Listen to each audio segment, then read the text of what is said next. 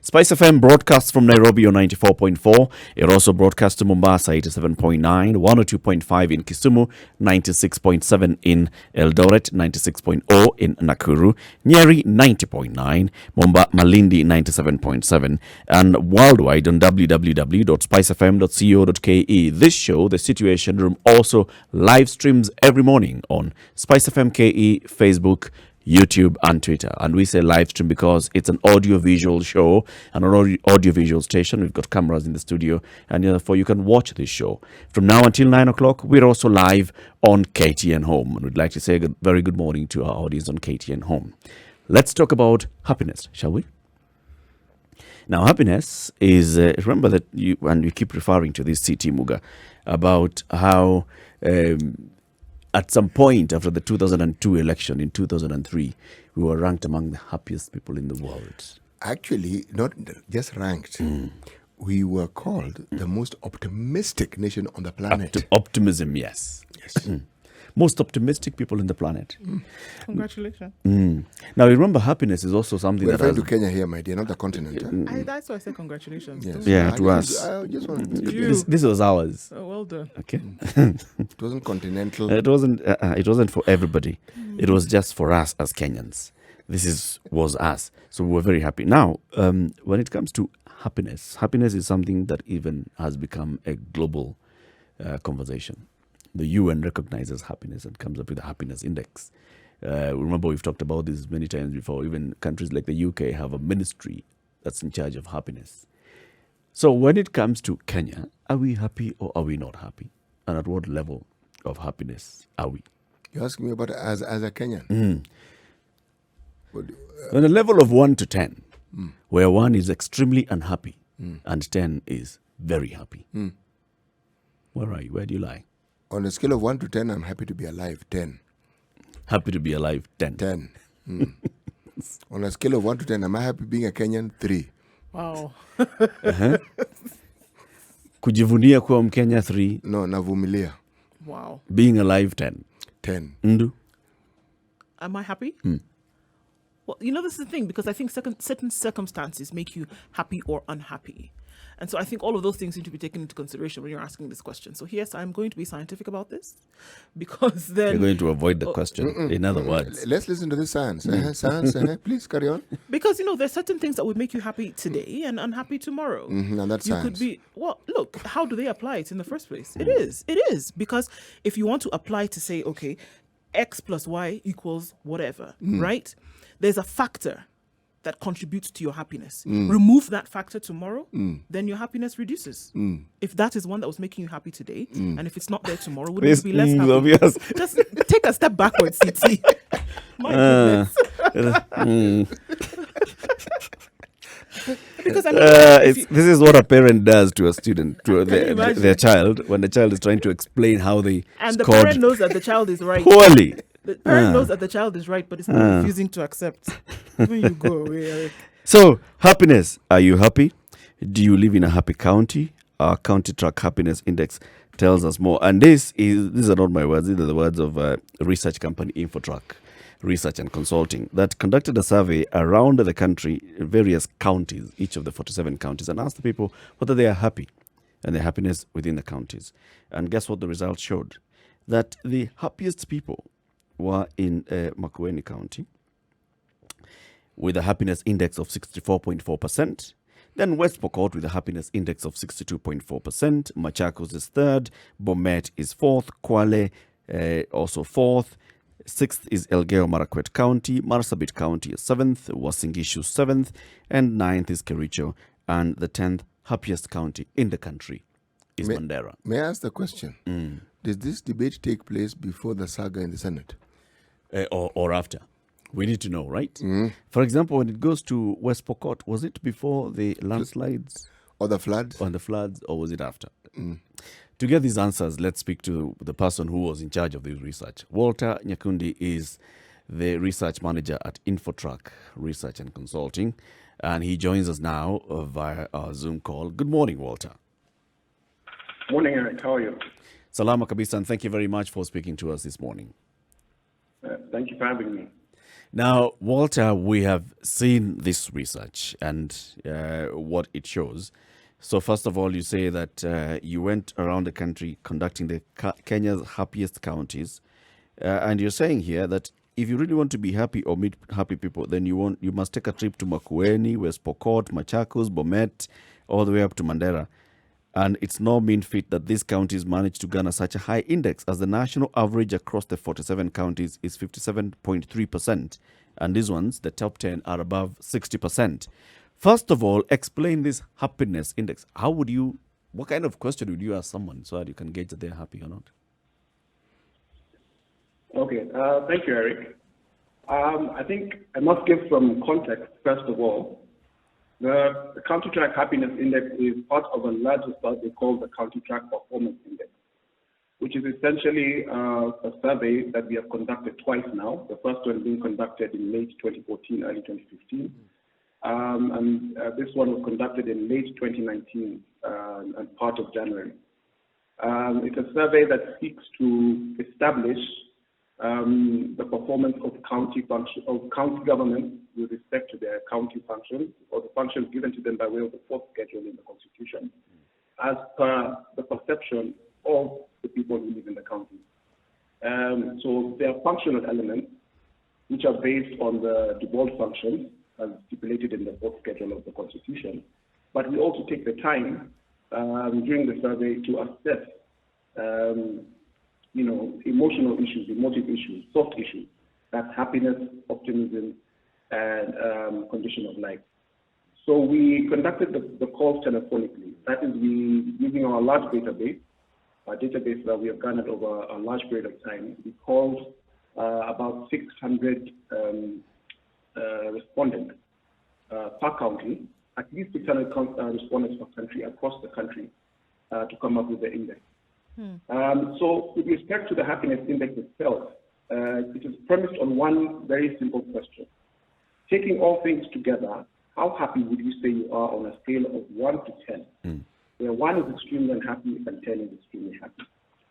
And from there, we then come up with the index based on the scores given in every county, and then we're able to then rank the counties separately. So, was there any specific, when you say taking all things together, the breakdown of what it is that would make somebody feel that they're happy or not? I mean, would you be able to guide the respondents? Because I think when you ask someone, are you happy? It's still like what we asked inside here. I mean, someone wonders, Eric, when you what say do you mean all, happy? when you say all things considered. All things considered on a particular day. What are these things? Time? What comprises all? The all. Well, of course, happiness is a very subjective thing. And of course, what the factors that contribute to your happiness or unhappiness are the things that surround you, your social environment, your physical environment, the way you're governed, of course, are you able to put food on the table? So the all is, is pretty subjective. It is based on, the particular circumstances in your life. Mm-hmm. So the all things considered is an amalgamation of your physical environment, your social environment. So to that extent, of course, we'd be asking the respondents to basically, just assess where they are at that particular time. It may not be necessarily on that day. It could be cumulative. It could be, based on his or her feeling of a large period of time. But the underlying thing there is that it is simply based on the factors in your life that contribute to your state of mind and your happiness. What are some of these factors, Walter, that you were able to point out from some of the respondents that you got across county? What are some of the factors that people then would base their happiness or unhappiness on? Well, indeed, of course, there's just that one question on happiness. But we were able to, of course, conduct some follow-up qualitative interviews. And we find that largely, as a developing country, there's a very strong correlation between the happiness of citizens and food security, for instance, peace, infrastructure development, sustainable development, and of course, just the ability for people to work. Of course, you will agree with me that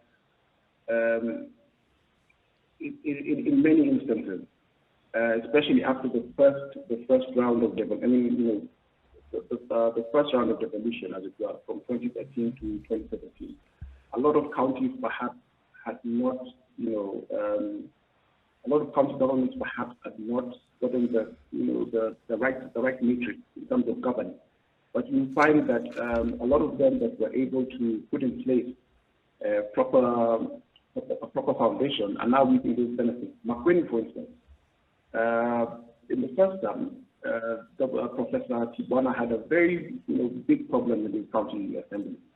To that extent, when we did the index at that time, indeed Makweni was ranked 43rd.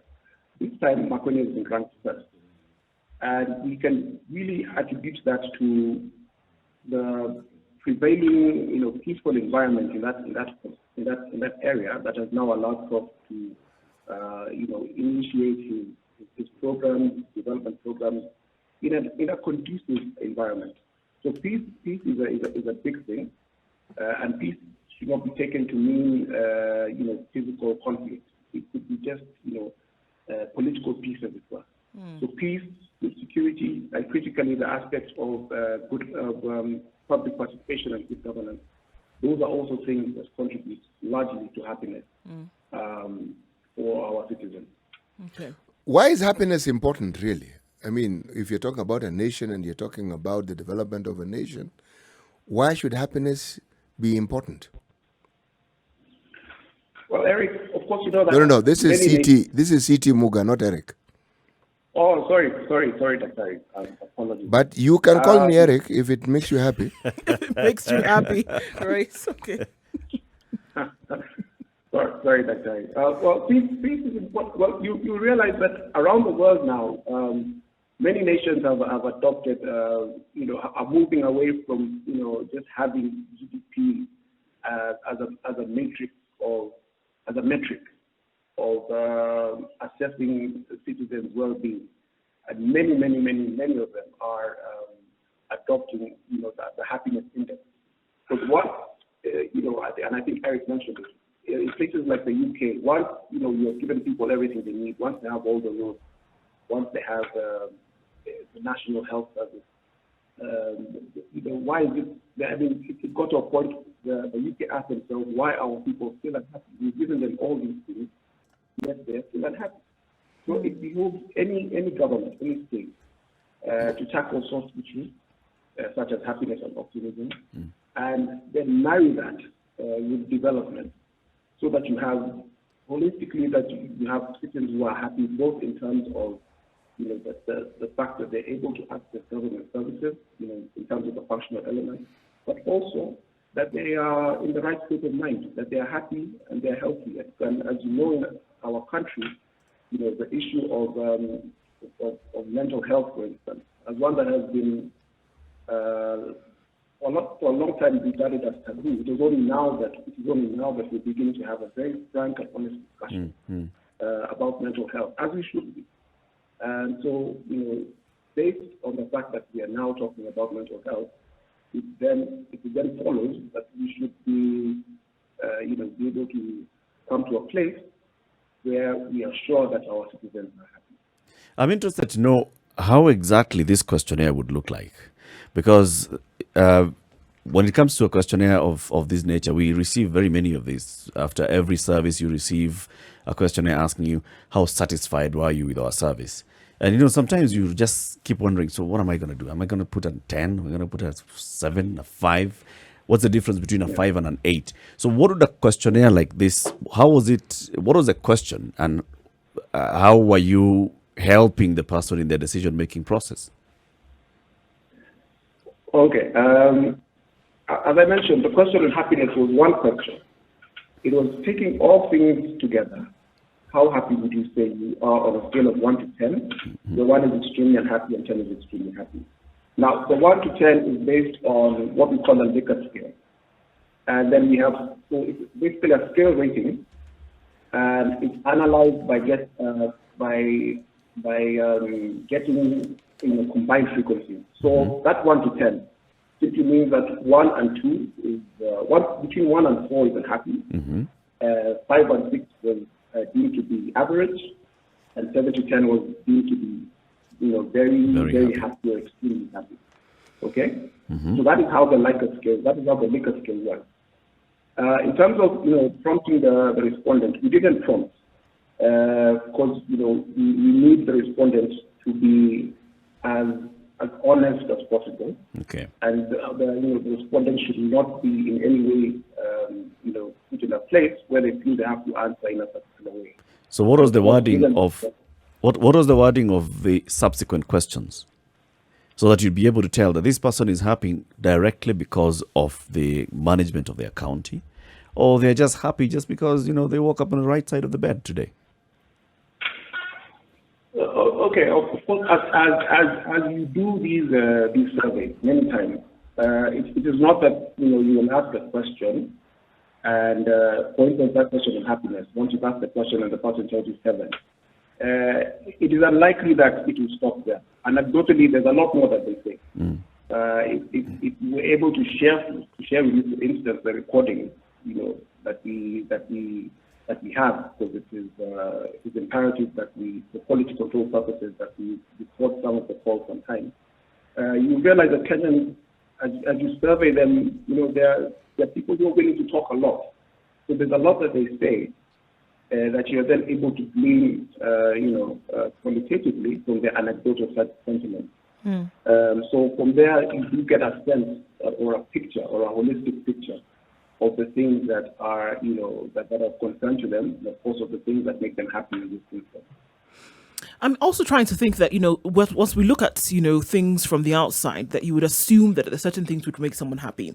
West Pokot, for example, came second in this study that you did. And if looking from the outside of it, so many things happened in West Pokot. My goodness, from October, there was a landslide, split the county in 2, and then they were visited by locusts, and then the floods came, and then so many other things happened after that. We thought COVID wouldn't get to West Pokot, but then it did. So then you would assume, for example, that the folks in West Pokot are actually really burdened mentally and otherwise. So what would be the factors then that would point that they're actually quite satisfied or that they're happy? I mean, with 60+% of the respondents in West Pokot, I mean, above average when it came to happy. Okay, I reiterate. I must remind you that the survey was conducted late last year. I think the landslides were around November, so it's possible that by the time we had surveyed West Pokot, it's possible the landslides have not occurred. That, nonetheless, the county government of West Pokot, both the current one and the preceding one, have done a lot of work, have put in a lot of work, especially in terms of peace efforts, especially with their neighbors, Baringo and Turkana. And what this has done essentially has created a conducive environment in which development can take place. Of course, we know that there are things like cattle rustling that have, historical and cultural, antecedents. But what the county government there, what the county government there has been able to do is ensure that these young men, because they are mostly young men who are involved in these practices, given other things to do. There are, gainful employment, business opportunities, so that they're able to move away from, indulging in things like cattle rustling. And of course, just the simple act of devolving services to places that were hitherto, for lack of a better word, marginalized, has really brought a lot of counties into the mainstream of development. So to that extent, places like West Pokot that are now, developing good services, that now have infrastructure, that are now able to come up with very competitive tourism products. It goes without saying that people in these counties will be happy. And I hasten to add that West Pokot has a very, very efficient, very good adult education program which of course is improving education outcomes in that particular part of our country. And to that extent, it is not a stretch to say that these are the things that are also contributing to happiness. There are things that you've said the top drivers for happiness, according to these happy counties, are peace, education, quality and affordable healthcare, food security, infrastructure, equitable development, and good governance. Does this mean that the people who responded to this poll in these counties were ticking all these boxes, whereas the others in the other counties were not? Or how would you be able to glean this kind of information that, for example, peace would be such a big issue for the people of Makueni? You've said Makueni, maybe peace is because of the previous government vis-a-vis this government. West Pokot, maybe the issue of cattle rustling. Machakos, peace. Where does peace come in? Bomet, peace. Elgeyo Marakwet. And then there's the issue as well of education, quality and affordable healthcare, food security. How were you able to glean these as the main drivers for happiness? Well, of course, this was a quantitative survey, but usually what we do in these instances is that once we have this was a quantitative survey, meaning that it is essentially a survey that is based on numbers. But usually what we do, that once we have this quantitative information, we conduct follow-up in terms of qualitative interviews. So we then, speak to respondents across the country, whether it's in a focus group setting or through key informant interviews, just to get this qualitative information so that we're able to qualify and contextualize the quantitative information. So, Eric, as we did that, all these issues came up. Particularly, certainly in Makueni and Machakos, that previously in days past that had problems with food, for instance. The governors there have worked very hard to ensure that through innovative agricultural processes and irrigation, that these counties are now self-sufficient in terms of food. Peace, as I mentioned, is a big deal in places like West Pokot, in places like Mandera, places like Marsabit. Those peace initiatives in and around those counties, and of course for the northern frontier countries that neighbor countries like Ethiopia and Somalia, those peace efforts have borne fruit. People are now able to conduct business in environments that still have problems every now and then, but are largely safe. And of course, for places like Bomet, Wasingishu, Kericho, these are high agricultural, high yielding places in terms of their agricultural productivity. You cannot understate the contribution of food security to happiness. And of course, just generally across the board, infrastructure, places that are now opening up, we have roads and bridges. All these things have contributed to happiness in different counties. We're talking about the happiest counties in the country, according to a study that was a report that was released by InfoTrak. And we're speaking with Walter Nyabundi. He's a research manager for InfoTrak Research and Consulting, explaining to us how they conducted this survey and the kind of responses that they received and how they were able to tell that, for example, Makueni County is the happiest county in the country, followed by West Pokot, then Machakos, Bomet, Kwale, Elgeyo Marakwet, Marsabit, Wasingishu, Kericho, Mandera, the top 10 happiest counties in the country. Do you agree with these findings, this research? Maybe you're a member of this, you come from any of these counties. Do you agree? Do you think your county is also among the happiest ones that should be here?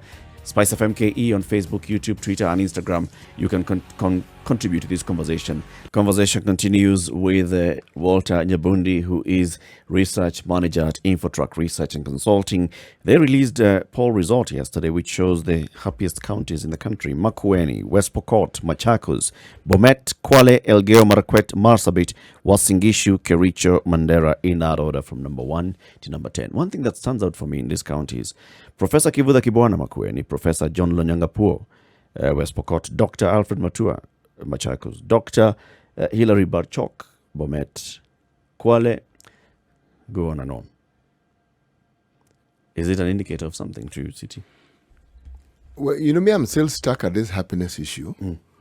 And where now I'm coming from is I'm wondering, I understand the direct relationship between happiness and mental health, but the instruments that we use for measuring happiness, are they universal?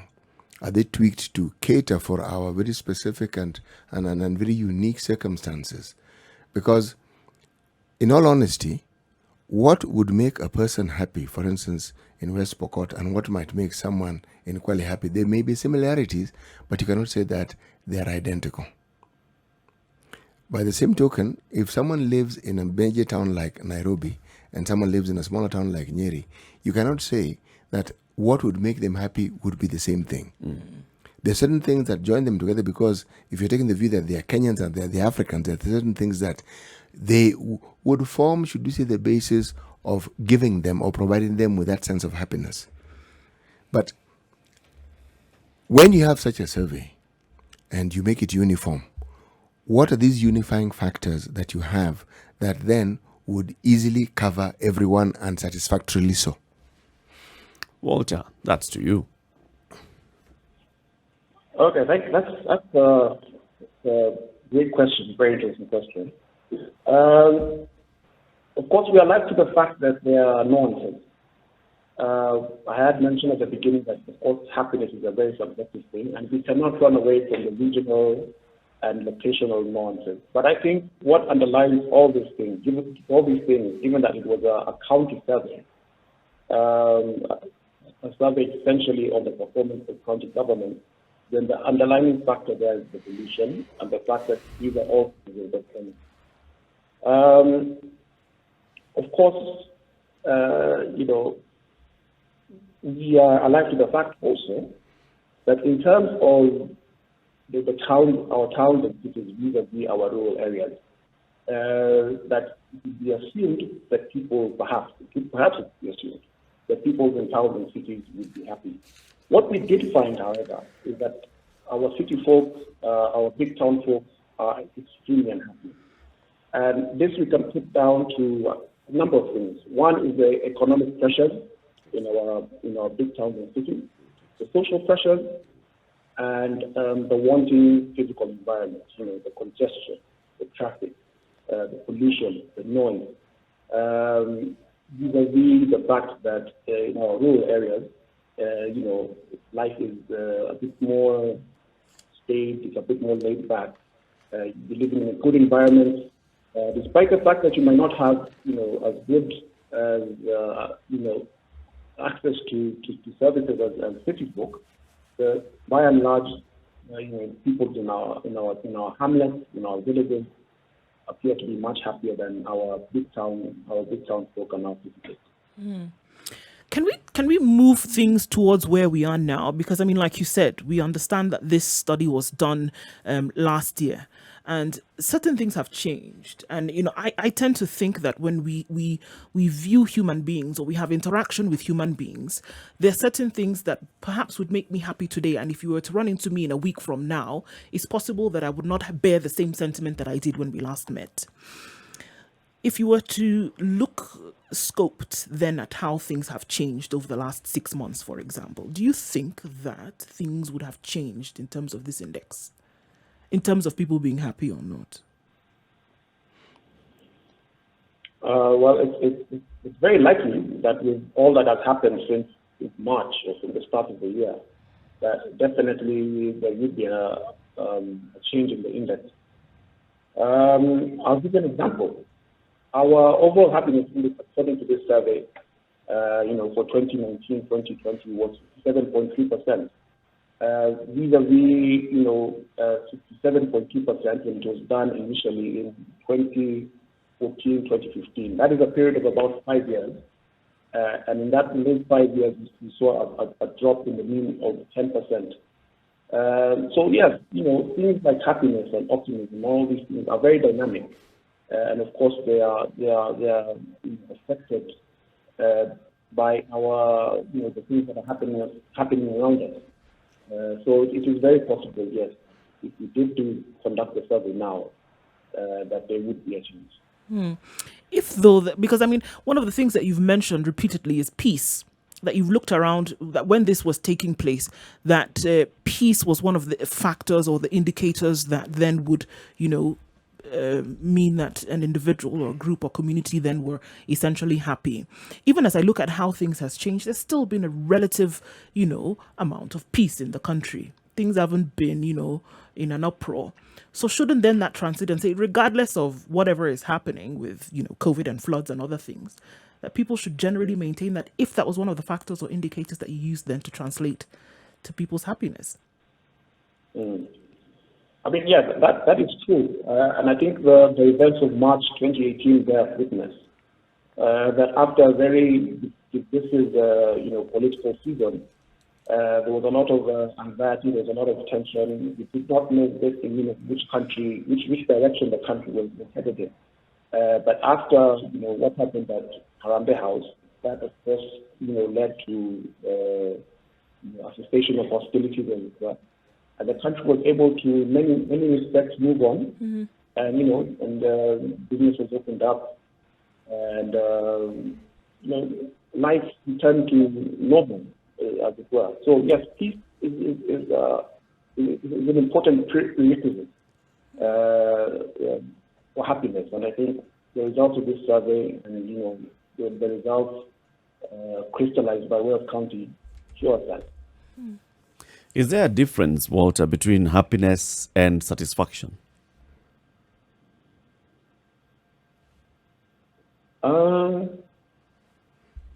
Slight difference. You may be happy but not satisfied. But so how would a respondent know that what you're asking for is the level of happiness and not the level of satisfaction with their government? Okay. Yes, that's well.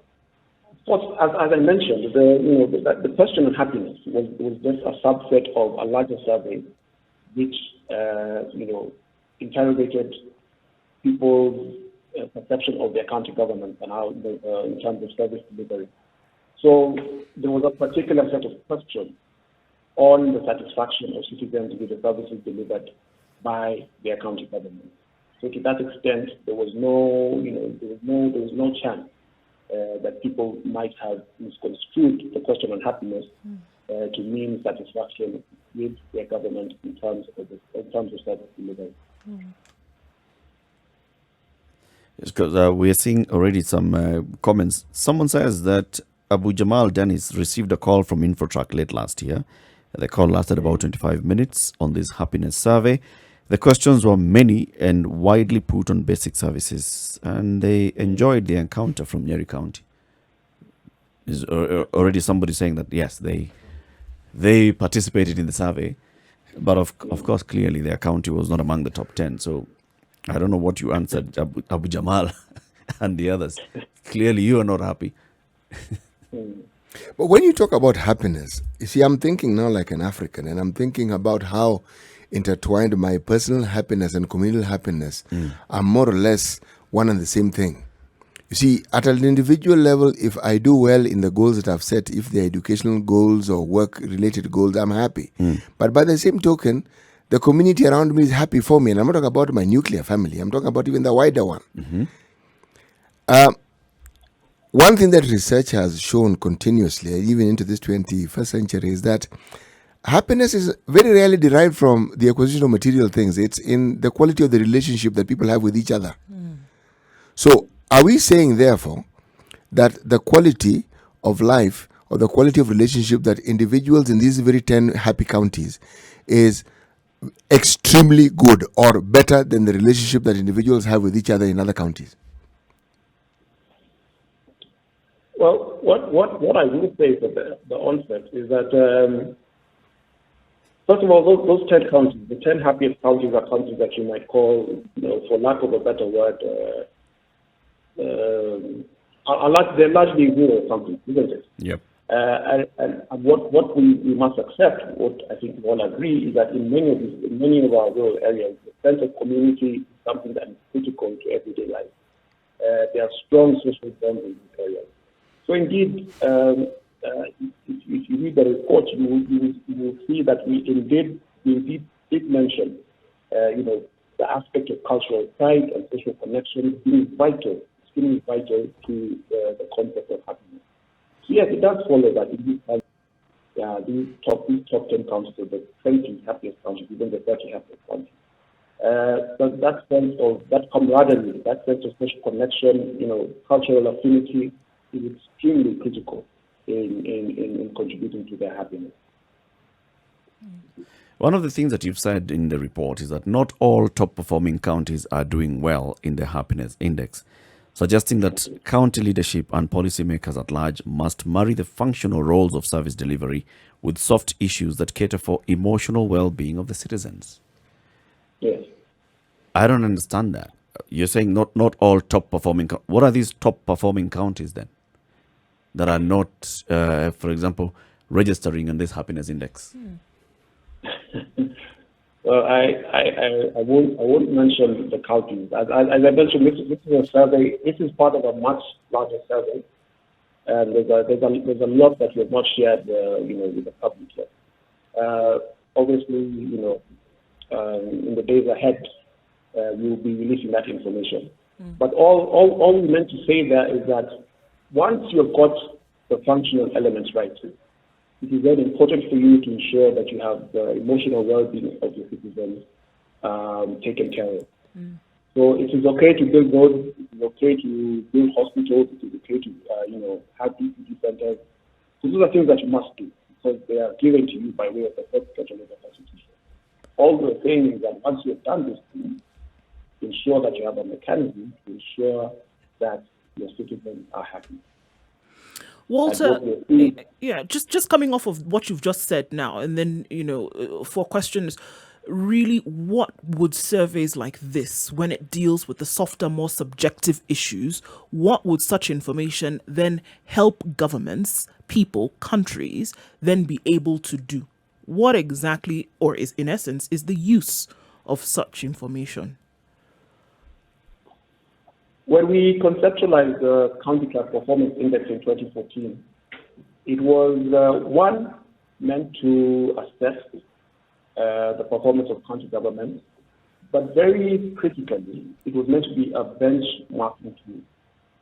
So once you have this information, once you realize that people in Makweli, in Machakos, in West Pokot, Bomet, Kwale are happy, what is it that you as County X can borrow from this county? What is it? What are the best practices that you can observe, that you can be, that you can modify to suit your circumstances, so that you begin to see, better outcomes in your county in terms of whatever performance indicator, whether it's happiness or anything else. So this is essentially a good tool.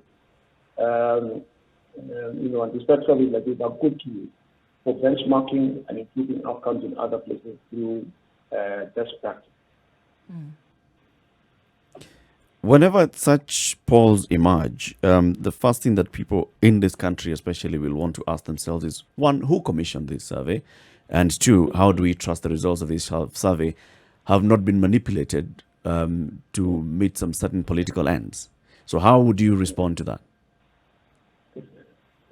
One, I would say the survey was commissioned and financed completely by InfoTrak Research and Consulting. Two, given that it is we who commissioned it and financed it, there was no, political interference. There was no angle. We are not satisfying any political ends or any political agenda. And as a reputable and credible research agency that has been in existence for over 15 years, I think our track record speaks for itself. We organize and we conduct research, in a manner that has always been accepted as credible, and our track record speaks for itself. It's interesting that when you talk about happiness, this is something that it didn't begin yesterday, even before COVID, but now with COVID, universities actually teach this course. One of the universities, the best known universities in the world, one part of the Ivy League, Yale University, has recorded that in its 318-year history, this course, the Science of Well-Being, is by far the most popular course it has actually ever. So a quarter of the students enroll for this course every single year. But now what they've done is they've offered it free online. There's a certain professor of psychology by the name of Laurie Santos, who actually teaches this course. It's free online. And why?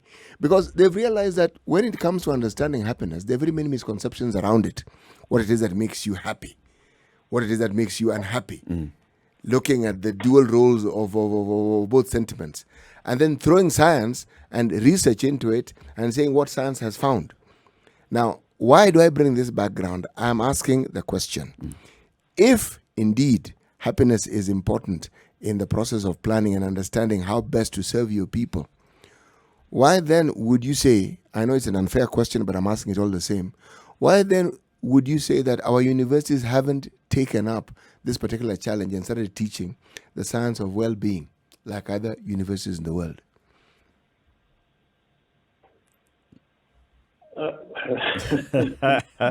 On the spot there, but yeah, take it. Yeah, well, okay. I don't hold brief for any university, but I remember, during my days, my undergrad days, learning sociology.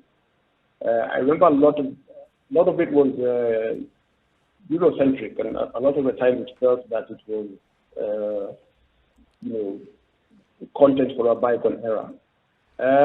But indeed, I do know that education is dynamic. It evolves, and it evolves very quickly, especially in the information age. So all I can say then is, it's just up to our universities to just, take it upon themselves to ensure that they take this issue of happiness and well-being very critically and begin to teach it, and ensure that as much as possible that people enroll for these studies, so that that we have people who are more complete and more holistic in their well-being. As we come to the conclusion of this morning's talk, Walter, I want to put you back on the spot again. This is a political issue, so it's a political. When you start ranking counties, then the next thing that we will start doing is ranking the personalities. And I had alluded to this earlier, looking at this. Top happiest county, Makueni, Governor Professor Kivutha Kibwana. Second happiest, West Pokot, Professor John Lonyangapuo. Third happiest, Machakos, Dr. Alfred Mutua. Fourth, Bomet, Dr. Hilary Berchok. Looking all like that. And then even number 9 is Kericho, Professor Paul Chepkonyi. Did you look at that and then it appeared to you that, if you look at these ones, these are professors and, people with PhD, and therefore maybe the level of education could be determining how they are offering their services to their people? No, we didn't. This was purely coincidental. Do you think it's coincidental? Or to the extent that these We've got three counties professors. are led by- We've got 3 professors who are governors in this country, and those 3, 2 are the top 2, and 1 is among the top 10. Yes. Well, what I'll say from the onset, I think to be a governor in this country, you must have at least a degree. So I know the counties are all our counties are led by very able, very accomplished tenants, regardless of the fact that some may not have doctorates and PhDs. So to that extent, I think, that was purely coincidental. I wouldn't really make a link between people with the highest level of education and the performance of their counties they're in. Because to get to a point where your county is performing well, whether functionally or in terms of the emotive indicators, there's a team behind you. There's the deputy governor, there's the executive, the county service board, the civil service as well. So it takes a team effort. So I would not say that there's a correlation between that. Or maybe we should ask Eric the question. Perhaps these people are just happy despite the fact that their governors have these very eminent qualifications. Perhaps. Or perhaps the coincidence has something that it's indicating. If we had said that perhaps these governors are happy because they are very highly qualified, that would be easy to respond to. But how do you attach a people's happiness to the qualifications of their leaders? To the level of service delivery. Basically, what I'm saying is, if you look at what is making the people happy, it is the level of service delivery that is coming to them. And like Walter is saying, it's not just the level of service delivery, it's the software, not just the hardware, it's the software. So it's the people who really understand and they want to connect to the people. So you probably could see if you look at Professor Kivuda Kibuana and maybe Professor Lonyangapur and maybe Professor Chepkonyi and maybe Dr. Alfred Mutua and Dr. Hilary Barchok, despite him being a first-time politician, and even the person who was there before him, the late Dr. Laboso, maybe it's an indicator of something. One thing that education certainly does, it opens your horizons seriously. Significantly so. Yes, it does. Walter, as the last question I think I've got to ask, you talked about 600 respondents in the counties, assuming that you went across 47 counties. So we're looking at just under 30,000 respondents across the country. Is this enough in terms of representation of, 30,000 against 47 million? Is it enough to represent what then the general psyche of Kenyans is? I said it was at least 600 interviews per county. And yes, that is more than adequate statistically, because the marginal error is such that it gives us very, very accurate results. Okay. All right. So Walter, we want to thank you very much for speaking to us. Walter Nyabundi is the research manager at InfoTrak Research and Consulting. Asante sana for speaking to us. And then you are saying that there's more information that you gathered that's going to come out in subsequent reports. Yes, there is, sir. It takes you more than 8 months to actually compile this between collection of the information and the release of the report. 8 months. A lot is happening. Eric, you must appreciate that there's a lot that has happened. And, while it was our wish to perhaps have shared this with the public a bit earlier, you will accept that subsequent events such as the outbreak of the pandemic and a few other things might have interrupted those plans. But the data is there, the data is available, and we'll be sharing it as we go along. Asante sana, Walter. Have a good day. Thank you. Thank you very much for having me.